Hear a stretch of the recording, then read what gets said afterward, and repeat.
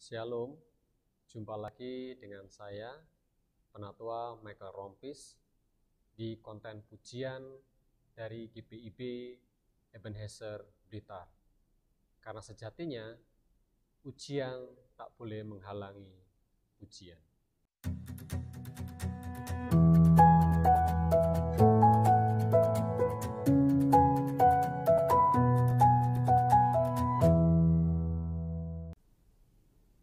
Bapak Ibu, saudara yang terkasih di dalam Tuhan kita Yesus Kristus, pada saat ini pujian yang akan saya sampaikan dilandaskan dari firman Tuhan yang terambil dari Maleaki pasalnya yang ketiga ayat 13 sampai dengan ayatnya yang ke-15. Tetapi sebelum kita membaca dan merenungkan firman Tuhan, mari kita berdoa terlebih dahulu, kita mohon bimbingan Roh Kudus. Kita berdoa. Bapa, terima kasih pada kesempatan kali ini kembali kami datang dalam hadirat-Mu, seraya minta pertolongan Roh Kudus-Mu ya Tuhan, agar kami dimampukan untuk mengerti apa kehendak Tuhan melalui firman yang akan kami baca pada saat ini. Untuk itu berfirmanlah ya Tuhan, sebab kami anak-anak-Mu siap sedia untuk mendengarkannya. Di dalam nama Tuhan kami Yesus Kristus, Sang Firman-Nya hidup, kami telah berdoa. Amin. Maleaki pasal 3 ayat 13 sampai dengan ayatnya yang ke-15 mengatakan demikian. Bicaramu kurang ajar tentang aku, firman Tuhan. Tetapi kamu berkata, apakah kami bicarakan di antara kami tentang engkau? Kamu berkata, adalah sia-sia beribadah kepada Allah. Apakah untungnya kita memelihara apa yang harus dilakukan terhadapnya dan berjalan dengan pakaian berkabung di hadapan Tuhan semesta alam? Oleh sebab itu, kita ini menyebut berbahagia orang-orang yang gegabah, bukan saja mujur orang-orang yang berbuat fasik itu, tetapi dengan mencobai Allah pun mereka luput juga. Demikianlah pembacaan Alkitab. Terpujilah Kristus. Haleluya. Bapak Ibu, saudara yang terkasih dan adik-adik yang dikasihi oleh Tuhan. Kalau kita berbicara prinsip tentang untung dan rugi seringkali mewarnai pola kehidupan yang dijalani manusia, bahkan kita, terutama bagi kita yang mungkin di dalam pekerjaan maupun dalam kehidupan kita sehari-hari yang berhubungan dengan pekerjaan kita. Tentu kita ingin yang namanya untung. Manusia tidak mau mengalami kerugian atau rugi. Tetapi di dalam relasi kita dengan Tuhan, secara khususnya dalam peribadahan, tentu saja pasti ada sedikit menyinggung tentang untung dan rugi. Contohnya, terkadang muncul pertanyaan, apa sih untungnya kalau kita beribadah kepada Tuhan? Sedangkan waktu yang kita pergunakan untuk beribadah itu sudah membuang waktu untuk kita memperoleh hasil atau memperoleh keuntungan. Sebagai contoh, seandainya kita bekerja atau kita sedang usaha, kadang waktu itu adalah hal yang sangat penting. Sedikit pun waktu tidak boleh dilepaskan atau dilewatkan, sehingga waktu itu sangatlah berharga. Maka daripada itu terkadang ada beberapa orang yang di luar sana, bahkan ketika mereka berusaha dalam pekerjaannya, mereka punya usaha sendiri, ya namanya kalau mencari untung itu adalah hal yang wajar. Tapi di saat kita mempunyai relasi kita dengan Tuhan, tentu seharusnya kita punya waktu untuk beribadah atau menyediakan sedikit waktu terhadap Tuhan. Tapi terkadang godaan kita, contohnya seperti hari Minggu atau mungkin di hari-hari yang lain yang ada ibadah di dalamnya, mungkin ada ibadah keluarga seperti kita di GPIB, hari Rabu ada ibadah Pelkat.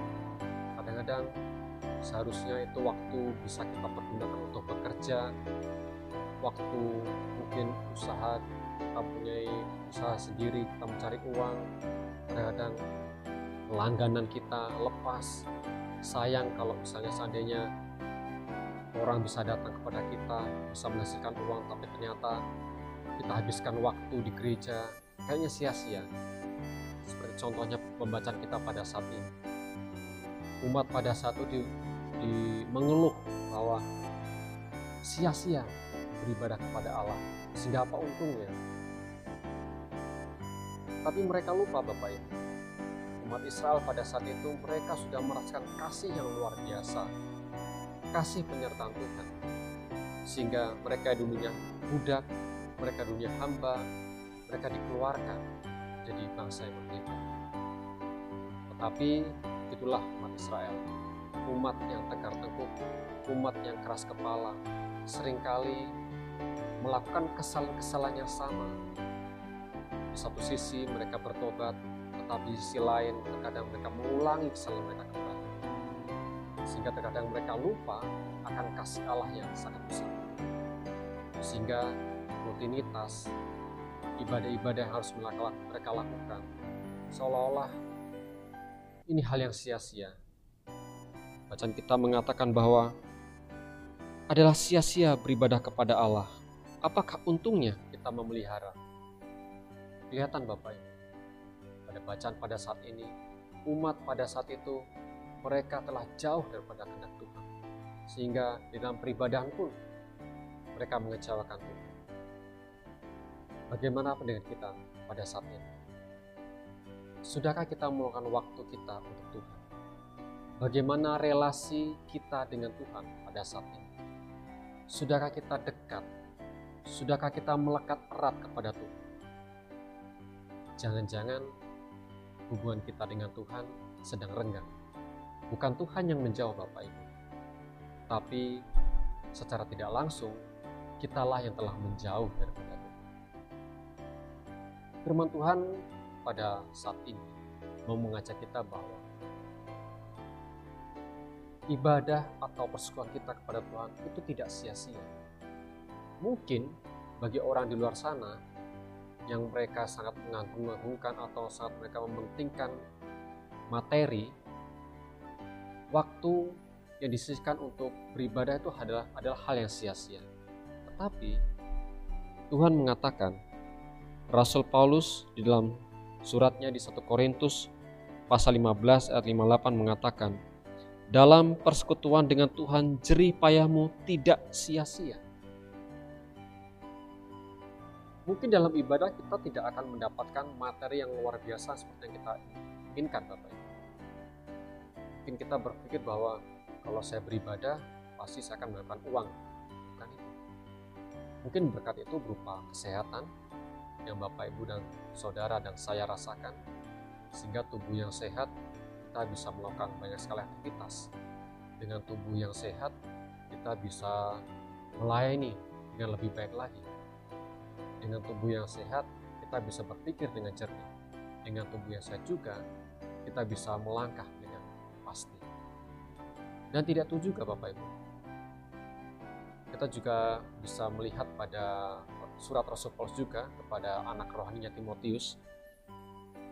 1 Timotius 4 ayat 8 bisa mengatakan bahwa latihan badani terbatas gunanya, tetapi ibadah itu berguna dalam segala hal, karena mengandung janji baik untuk hidup ini maupun untuk hidup yang akan datang.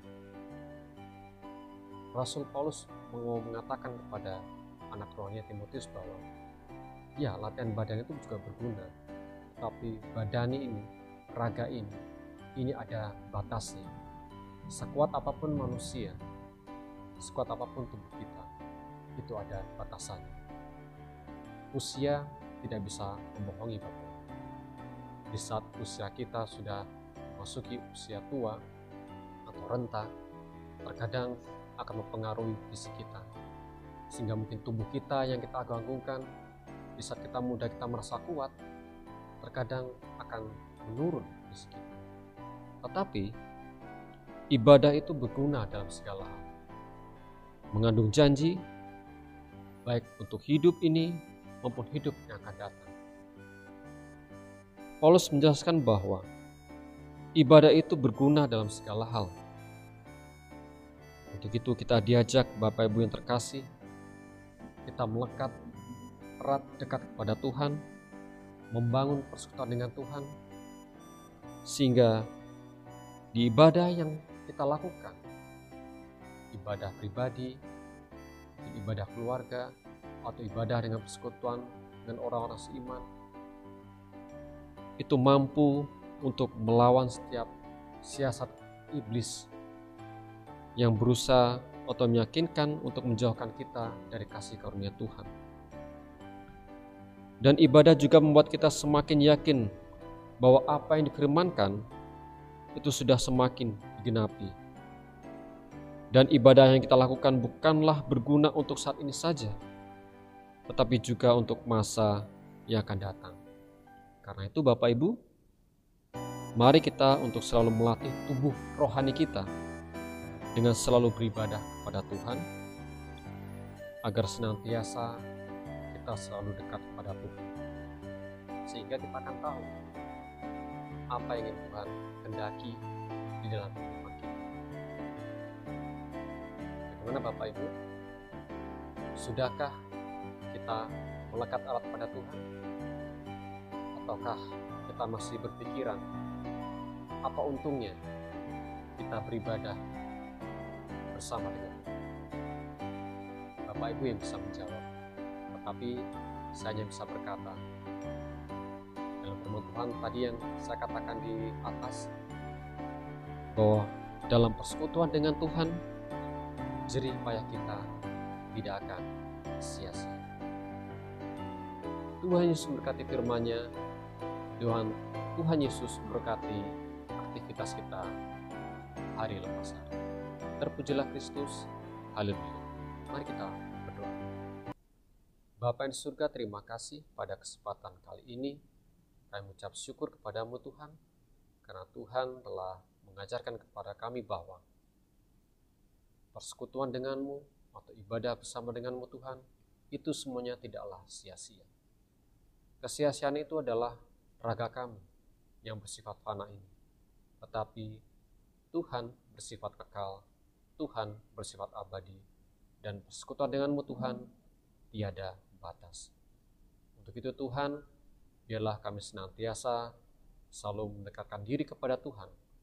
Dan ketika di saat kami menjauh Tuhan, tolong Tuhan, tarik kami kembali, supaya kami kembali berjalan bersama dengan-Mu. Ampuni segala dosa dan kesalahan kami Tuhan, dan kami menyerahkan seluruh aktivitas kami hanya dalam tangan pengasihan Tuhan. Inilah doa kami Tuhan, di dalam nama Tuhan Yesus Kristus kami telah berdoa dan mengucap syukur kepada Bapa di surga. Amin.